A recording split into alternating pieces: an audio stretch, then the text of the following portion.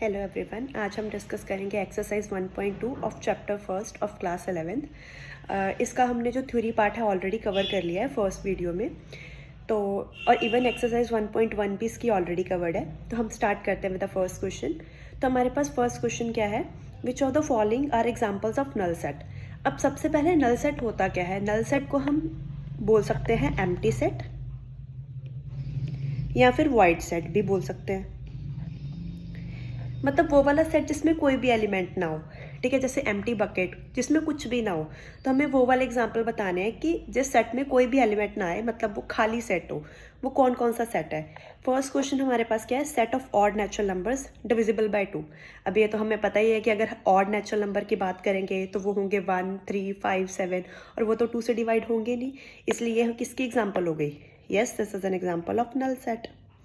Set of even prime number, अगर मैं set of even prime number देखूं तो इसमें तो एक एलिमेंट होता है, दैट इज सिंगलटन 2।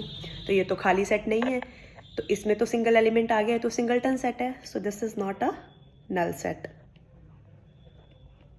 अब अगर मैं नेक्स्ट क्वेश्चन देखूं, नेक्स्ट क्या है, x such that x is a natural number, x 5 से छोटा होना चाहिए and x is greater than 7। क्या कोई ऐसा नेचुरल नंबर है जो 5 से छोटा और 7 से बड़ा हो। नहीं, ऐसा तो नहीं हो सकता। अगर 5 से छोटा लेंगे, लेट से मैंने 4 ले लिया, तो वो 7 से बड़ा नहीं होगा। तो बेसिकली ये वाला सेट भी हमारे पास क्या हो गया, yes, it is a null set. अब अगला क्वेश्चन क्या है, y such that y is a point common to any two parallel lines. अब देखो, कोई कॉमन पॉइंट लेना है दो पैरेलल लाइंस के बीच में। अब मैं दो पैरेलल लाइंस ड्रॉ कर रही हूँ। क्या कोई दो पैरेलल लाइंस कभी आपस में मीट करेंगी? नहीं, वो कभी इंटरसेक्ट ही नहीं करती, तो उसमें कुछ भी कॉमन होता ही नहीं है। इसलिए ये भी सेट क्या है हमारे पास, yes, it is a null set. अब moving on to next question. Next question क्या है, which of the following sets are finite और इनफाइनाइट। फाइनाइट सेट्स क्या होते हैं। फाइनाइट सेट्स वो होते हैं जिसको हम काउंट कर सकते हैं, जिसके एलिमेंट्स को हम काउंट कर सकते हैं कि कितने एलिमेंट्स हैं। और इनफाइनाइट सेट वो होते हैं जिसमें हम एलिमेंट्स को काउंट ही नहीं कर सकते कि कितने एलिमेंट्स हैं। तो फर्स्ट पार्ट क्या है, the set of months of a year. अगर मैं मंथ्स ऑफ अ ईयर की बात करूँ तो मेरे को पता है कि 12 महीने होते हैं, तो मैं काउंट कर सकती हूँ। तो ये तो फाइनाइट हो गया। तो हम क्या लिखेंगे, yes, it is a finite set. अब अगला पार्ट क्या है, 1, 2, 3 टिल सॉन चलता जा रहा है। अब क्या कभी ये रुकेगा? नहीं, हमें पता ही नहीं हमें कहाँ पे जाके रुकना है। कोई बोलेगा 99, कोई बोलेगा 1000, तो सारे एलिमेंट्स इंक्लूड हो गए। तो बेसिकली ये सेट ऑफ हमारे पास नेचुरल नंबर्स आ गया, और ये हमारे पास क्या होता है, इनफाइनाइट सेट, क्योंकि मैं इसको काउंट नहीं कर सकती हूँ। अब अगला क्या है, 1, 2, 3 टिल 100। अब हमें पता है कि हमें 100 पे जाकर रुकना है, तो बेसिकली हम इसको काउंट कर सकते हैं। तो yes, it is a finite set.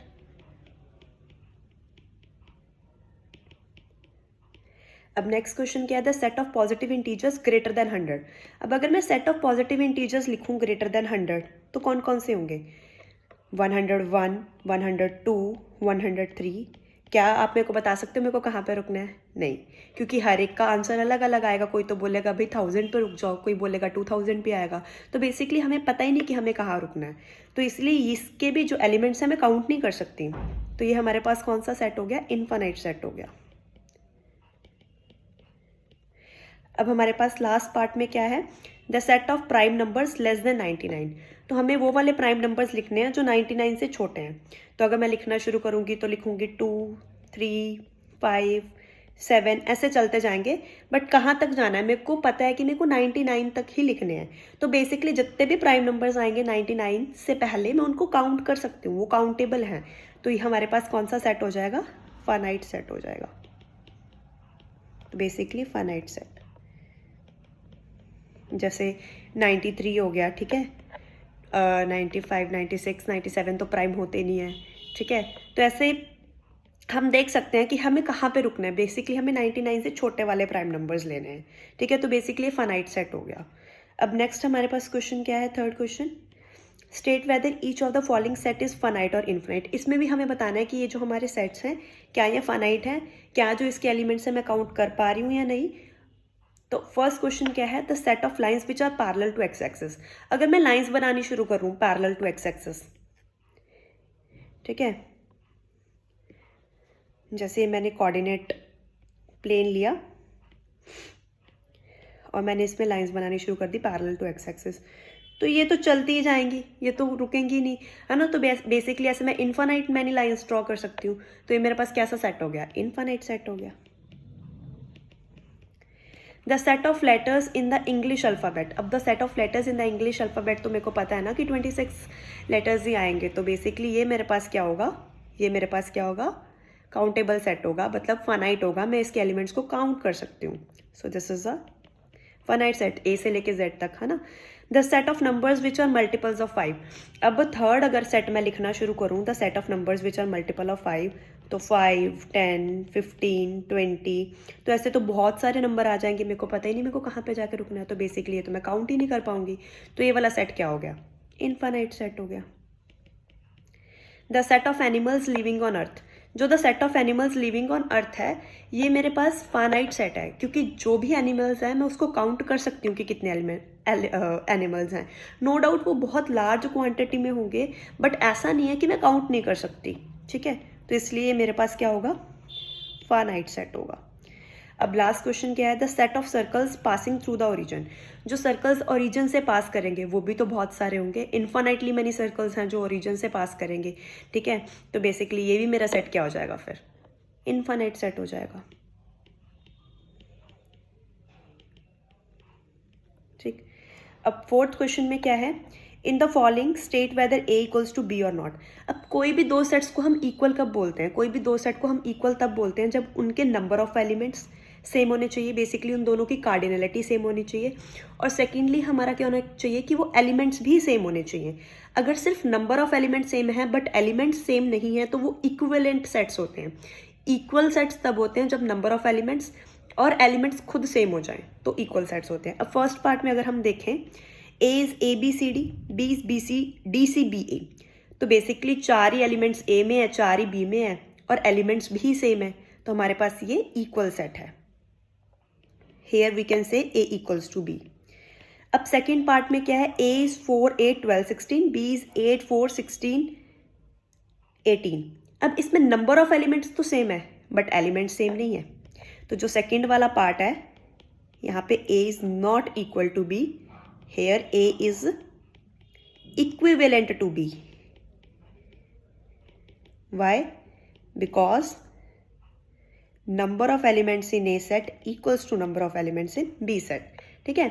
अब कौन सा एलिमेंट सेम नहीं है उसको मैं हाईलाइट कर देती हूँ। 4, 8, 16 तो सेम है, यहाँ पे 12 है और यहाँ पे 18 है, तो वो एलिमेंट सेम नहीं है। अब थर्ड क्वेश्चन में क्या है, ए इज 2, 4, 6, 8, 10, बी क्या है, x such that x is a positive even integer and x is less than equal to 10। अब अगर मैं इस सेट को लिखना चाहूँ, थर्ड सेट को, ए तो गिवन ही है 2, 4, 6, 8, 10, बी क्या बनेगा, हमें वो सारे पॉजिटिव इवन इंटीजर्स लिखने हैं जो 10 या 10 से छोटे हैं, तो वो भी 2, 4, 6, 8, 10 ही आएगा। तो बेसिकली ए और बी सेट तो इक्वल आ गए, नंबर ऑफ एलिमेंट भी सेम है और एलिमेंट भी सेम है, तो हम क्या बोलेंगे, here A equals to B. अब लास्ट पार्ट में क्या है हमारे पास, A X such that x is a multiple of 10, और बी में क्या है 10, 15, 20, 25, 30 टिल सो ऑन। अगर मैं ए सेट लिखूंगी तो मेरे पास ए सेट क्या बनेगा, 10, 20, 30, 40।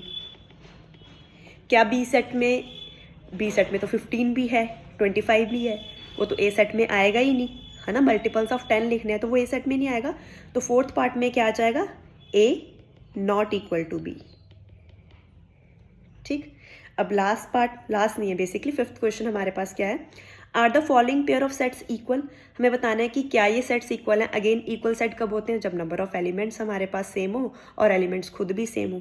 तो फर्स्ट पार्ट में क्या है, A equals to 2, 3 and B is X such that x is solution of X square plus 5x plus 6 is 0। अब हमारे पास X square plus 5x plus 6 equals to 0 का क्या सोल्यूशन होगा, अगर मैं सॉल्व करूँ। अब मैं इसको फैक्टराइजेशन मेथड से सॉल्व कर देती हूँ। 3x plus 2x plus 6 equals to 0। पहले दो में से x कॉमन आ गया, लास्ट दो में से क्या कॉमन आ गया, 2 कॉमन आ गया, पूरी इक्वेशन में से x प्लस 3 कॉमन आ गया, ठीक है। अब प्रोडक्ट ऑफ 2 टर्म्स 0, इधर x प्लस 3 इज 0 और x प्लस 2 इज 0। तो x यहाँ तो -3 होगा या फिर x -2 होगा। तो बेसिकली मेरा बी सेट क्या बन गया, -3, -2। क्या ये ए सेट के बराबर है, नहीं है, तो हम बोलेंगे नॉट। तो हम बोलेंगे here A is not equal to B. ये फर्स्ट पार्ट का आ गया। अब अगर मैं सेकेंड पार्ट देखूं, सेकेंड पार्ट में क्या है मेरे पास, A X says that X is letter in the word follow and B Y says that Y is the letter in the word wolf। अगर मैं follow के लिखना चाहूँ रोस्टर फॉर्म तो क्या बनेगी, F, O, L, W। देखो क्योंकि हमें एक लेटर को एक ही बार लिखना है, रिपीट करके नहीं लिखते हम एलिमेंट सेट में, है ना, तो इसलिए मैंने डबल एल था उसको एक ही बार एल लिखा है।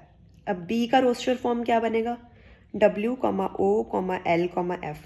अब ए और बी सेट तो सेम है क्योंकि नंबर ऑफ एलिमेंट्स भी सेम है और एलिमेंट सेट सेल्फ भी सेम है, तो ए इक्वल्स टू बी। सेकेंड में इक्वल हैं, फर्स्ट में इक्वल नहीं है। अब sixth part, that is the last part of this exercise. From the sets given below select equal sets. तो हमें बताना है कि कौन कौन से सेट इक्वल है। तो इक्वल सेट के लिए क्या क्या चाहिए, सबसे पहले तो उनके नंबर ऑफ एलिमेंट्स सेम होने चाहिए। सेकेंड, हमारे पास एलिमेंट्स भी सेम होने चाहिए। तो क्या मैं सबके पहले नंबर ऑफ एलिमेंट्स लिख दूँ, तो number of elements A set में कितने हैं, 4 हैं। Number of element B set में कितने हैं, 4 हैं। Number of element C set में कितने हैं, 4 हैं। Number of element D set में भी 4 हैं। Number of element E set में 2, number of element F set में भी 2, number of element G set में भी 2 and number of element H set में भी 2।